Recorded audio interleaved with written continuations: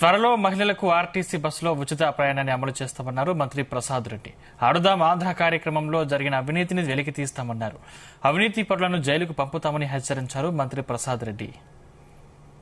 కల్పిస్తే తప్పకుండా ప్రయాణికుల శాతం అయితే పెరుగుతారు. ఎందుకంటే ఉచితం ఆ సిస్టాన్ని ప్రవేశపెట్టిన తర్వాత ఆటోమేటిక్ గా పెరుగుతారు. కాబట్టి నేను ముందు చెప్పిన విధంగా ఇది 100% సక్సెస్ కావాలనుకున్నప్పుడు బస్సులు పెరగాలి, అలాగే స్టాఫ్ పెరగాలి. కాబట్టి ఇప్పుడు పక్కల రాష్ట్రాల్లో ఉన్న విధంగా అక్కడ కూడా మేము ఈ వారం 10 రోజుల్లో సమీక్షలు చేసుకుంటాం.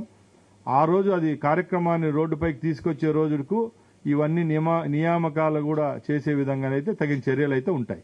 ఆడుదాం ఆంధ్ర అని చెప్పి ఒక పనికిమాలిన ప్రోగ్రాం తీసుకొని వచ్చి జగన్మోహన్ రెడ్డి 5 సంవత్సరాల ఎండింగ్ లో ఆ పాపాన్ని కూడా మూటను కట్టుకున్నాడు. నేను ఎవరైతే ప్రజల సొత్తు పందుకొక్కులు తిన్నారో వాళ్ళందరినీ రోడ్డుపైకి తెచ్చి తగలబెట్టే విధంగా ఈ ప్రభుత్వం అయితే చర్యలు తీసుకుంటుంది. ఎందుకంటే ఈ రోజు గ్రామీణ ప్రాంతాల్లో 3,000 రూపాయలు పెట్టి క్రికెట్ కిట్ కొనే స్థితిలో లేడు పేద క్రీడాకారులు.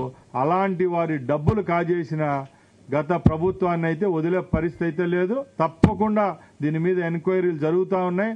దోషులుగా తేలితే మాత్రం ఎవరైనా వదిలే పరిస్థితే లేదు. తప్పకుండా ఊచల